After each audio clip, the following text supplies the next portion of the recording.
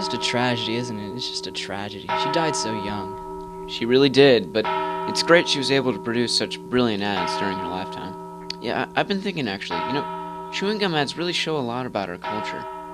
Yeah, really? How do you figure? Look, just watch this. On a scale of 1 to 10, on a scale of 1 to 10, on a scale of 1 to 10, how important is gum in your life? 0. 0. Probably about a 2, not that important to me. Very important. Very important. So you give it like a 10? 10. Wow. Me too. Okay, thank Fresh you. breath is an important thing. 6. 10. Probably a 2 or 3. Probably about a 5. Probably a 1 or 2. As you can see, not very important, especially not for men. So then how do gum advertisers know how to market it? Well, the fact is, they really don't. That's what makes it so interesting. I mean, think about it. You have the car companies. They've got it figured out. Low camera angles, shiny cars, good-looking people. It's adventure, it's excitement, it's luxury. You know what I'm saying? Yes, I see what you mean. Good. In these industries, it's taken them years to figure this out, Survival of the fittest ads. And so by the 21st century, they all sort of know how to do it. But with chewing gum, that just hasn't worked. There isn't that one cliched best way to sell chewing gum. So they just try everything. The ads are all over the place, which is why I think they're so revealing. So what are you proposing? Here's what I'm proposing. We take a safe, and we fill it with gum advertisements. Hundreds of them. Print, radio, television, you name it. Then we bury it somewhere. Wait a few years, the world ends, everything's destroyed. Everything, except our box of gum ads. And then, a few more years pass, the aliens invade, and they find our box. What will they think about us?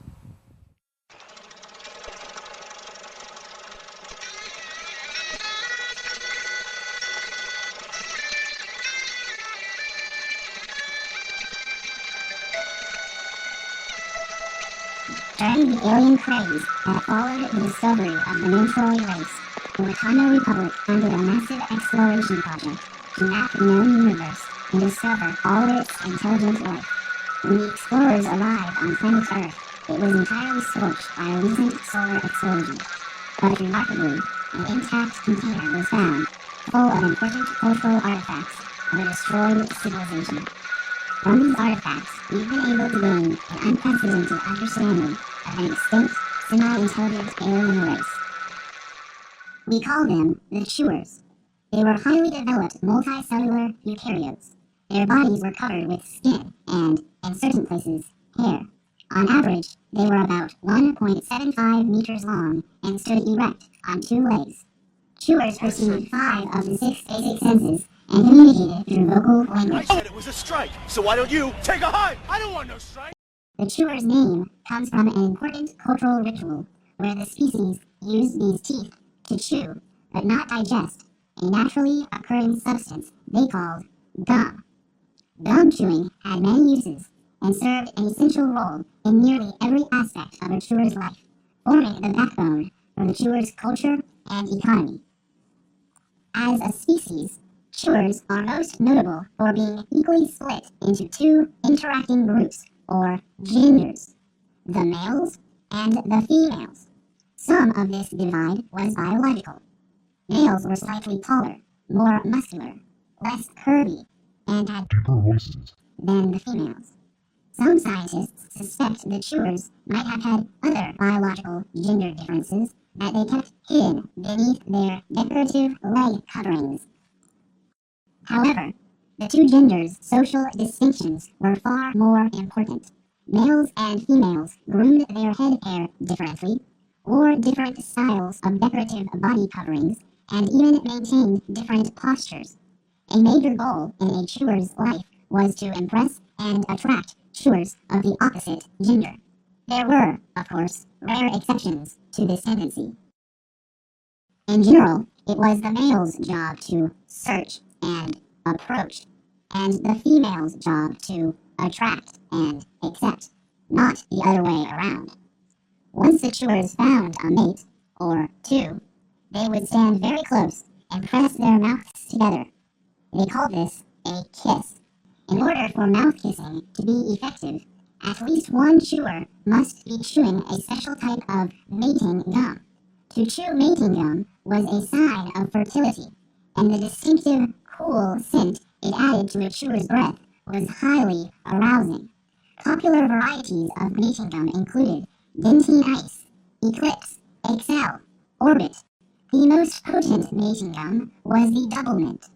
For most of the chewer's recorded history, the double mint's distribution and consumption was controlled by the Wrigleys, a powerful cartel of elite twins.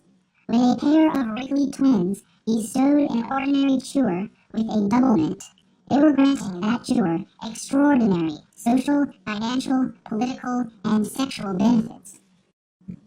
Along with relationships, chewer society stressed the importance of recreation over work. Chewer jobs were dangerously boring, capable of driving employees to insanity. Some chewers fought this mundanity by working under the influence of mind-altering gums. Clark's Teaberry gum, for example, induced spontaneous dancing and euphoria. But chewers got their true excitement fixes outside of the workday. For all types of recreation, the chewers looked to gum. Recreational gum intensified and created pleasure and enjoyment. By far the greatest recreational gum wasn't discovered until late in the chewer's history. 5 gum exhilarated chewers with fantastic sensations and adventures. Also important to the chewer's culture was a deep musical tradition. Most musical compositions were odes to different varieties of gum. Many songs were constantly reinterpreted with changed lyrics and musical styles, such as the popular Juicy Fruit song. The taste is gonna move ya. Take a sniff, pull it out. The taste is gonna move you when you pop it in your mouth. Juicy fruit is gonna move you. A catchy color in Or the Wrigley Cartel's seductive Double Mint song. for you. A double pleasure from Double Mint Gum. Mega Mall Multiplex Plastic Surgery on TV. Double your pleasure, double your fun.